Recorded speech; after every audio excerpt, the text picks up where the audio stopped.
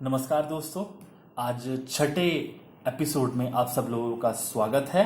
चलिए आगे बढ़ते हैं। अध्याय छठा, साधु लीलाशाह। जैसे समय बीतता गया वैसे साधु लीलाराम का नाम भी लोगों में प्रसिद्ध होता गया। सत्य कहा गया है, भक्त करे पाताल में, प्रगट होए आकाश, रजब तीनों लोक में, छिपे न हरि का दास। अब लीलाराम साधु लीलाराम के नाम से नहीं बल्कि साधु लीलाशाह के नाम से जग प्रसिद्ध होता गया। उनका यह नाम किसने रखा, इस बारे में भिन्न भिन्न बातें कही जाती हैं। कहते हैं कि कभी कभी कुछ दिनों के लिए साधु जी जंगलों में जाकर रहते थे। तब एक बगीचे का मालिक उन्हें रोज देखता था। उसे साधु जी में नूरानी नूर नजर आता था तथा मन ही मन कहता था कि साधु जी को कुछ खिलाऊं, उनकी सेवा करूं, परंतु हिचकिचाता था कि एक हिंदू साधु मुझ मुसलमान के हाथों का कैसे खाएगा। ऐसे कितने ही दिन गुजर गए।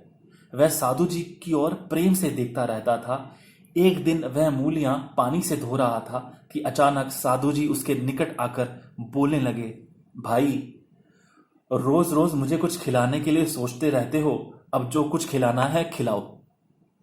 यह सुनकर वह मुसलमान हैरत में पड़ गया कि मेरे मन की बात इनको कैसे मालूम पड़ी।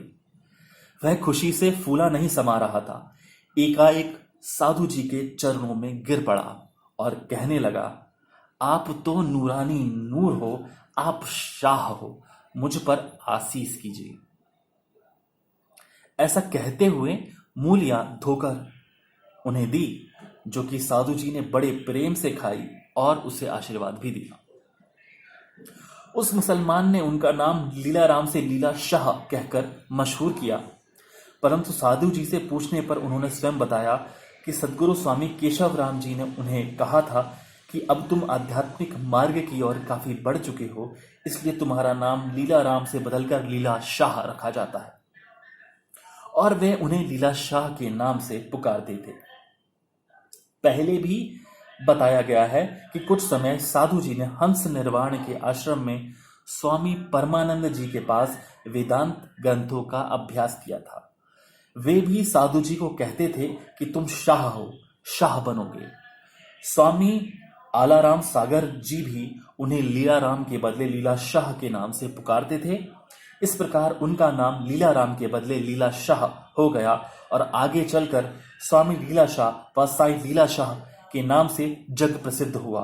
न सिर्फ शाह कहलाने लगे किंतु यह नाम सार्थक भी कर दिखाया। सच्चे शाह बने, बादशाह बने एवं लोगों का उद्धार करने लगे। नमस्कार, धन्यवाद।